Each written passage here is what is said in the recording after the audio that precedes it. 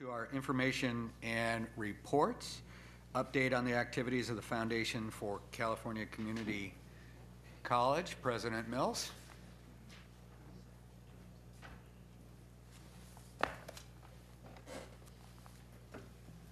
Thank you. So in item 3.1, there's a couple of topics that I would like to update you on. And first, I'd like to say that our board chair, Jan.2012, sends her regrets today. She was originally planning to be here with us and had a last-minute work commitment, so she sends her regrets. So the first item that I would update you guys on is the Foundation Board activity. As you guys just heard, we've been hard at work trying to fill new board seats, so we're really excited about the new appointments. Thank you for that. As you guys all also know, that we're in the midst of a CEO transition. Our board has formed a CEO transition committee. The job description has been finalized and was posted. The posting process began just before the holidays. So the timeline that is envisioned is that interviews will take place over the next few months, and that the board is hoping, or the transition committee is hoping, to be in a position to make a recommendation on the permanent seat at the March 15th board meeting. So that's the update on the CEO transition. The materials that I think go with this item were actually distributed outside of the book as attachments. There are two attachments. One is a colorful graph that is financial information. And I thought, being that it's sort of mid-year and we've had a bit of transition activity going on, that it might be a good time to just provide an update on the Foundation's financial position. And what we've done is we've reforecasted for the full year and compared that to our original budget. And I'm happy to report, from a net income perspective, we're projecting to be spot on with our budget, and we're expecting about just over $200,000 of net income for the year. And we're able to achieve that because we have a couple of programs, actually 3 programs, that are performing better than expected, and that's helping to offset some non-recurring costs that we have incurred in connection with the transition. So most notably, our air quality program, the VROOM program, is outperforming. Our career pathways programs, which work to employ student assistants through various state agencies throughout the state, is outperforming. And then our college buys program is also performing better than expected. So we're projecting to generate just under $40 million of revenue and generate about $222,000 worth of net reserves. There are a couple of new business opportunities, several new business opportunities that we're working on, 2 of which I would say are most notable, that are not included in this forecast. They could have a positive uptick to this year's financials. However, it's most likely that the new business opportunities that we're working on now will have a bigger impact next fiscal year. Of course, one of which is the J.P. Morgan Veterans proposal, and I'd like to say a special thank you to Henry Ramos for helping make those introductions, and to Manuel Banca for help in framing the proposal.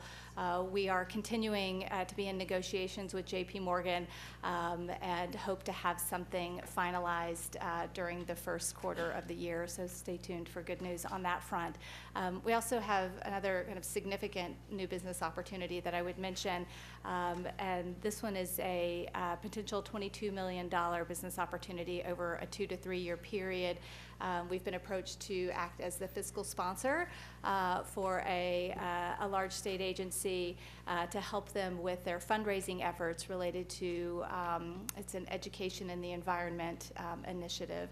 So we're really excited about that opportunity and are working really closely with that agency to finalize agreements and try to get that in place by the end of the fiscal year as well. I would also note the very last page in the handout is a summary of the utilization of the $300,000 donation that the foundation. Excuse me. Yes. Do board members have this handout? No. No. Yeah. I don't have it. And Jerry? It was Oh, it's mailed. Do you have any extras in, Jerry?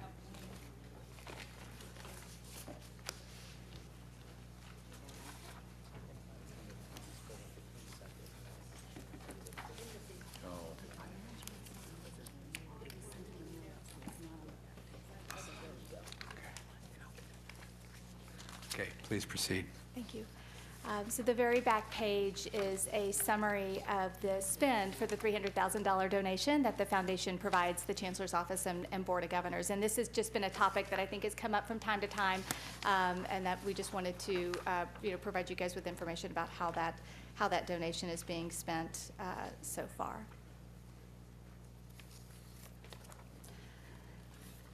The last topic relates to strategic plan reporting, and there was also, I believe this one was distributed outside of the book as well, but it's a multi-page PowerPoint presentation. And in the interest of time, I wasn't planning on going through the presentation, but I did think it was important to share this information with you. This has been shared with our board.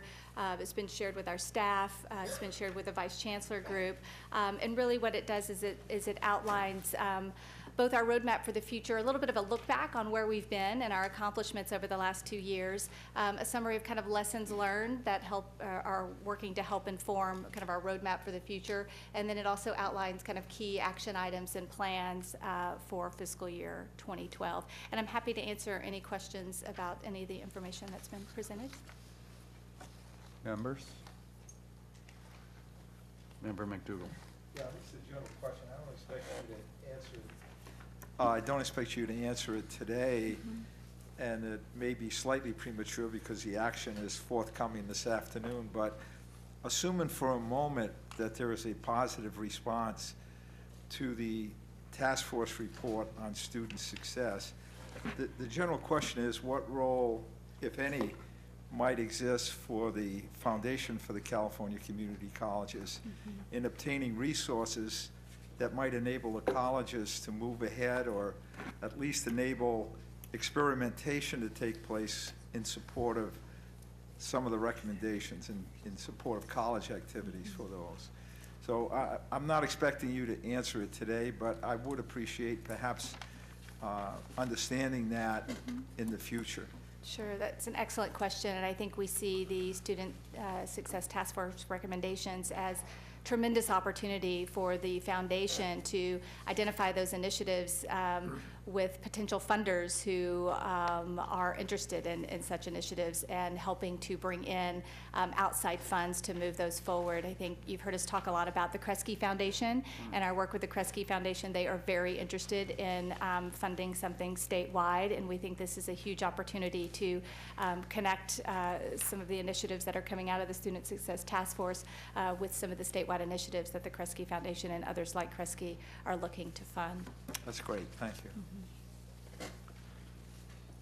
Other comments? No, thank you very much, Keitha. Thank you.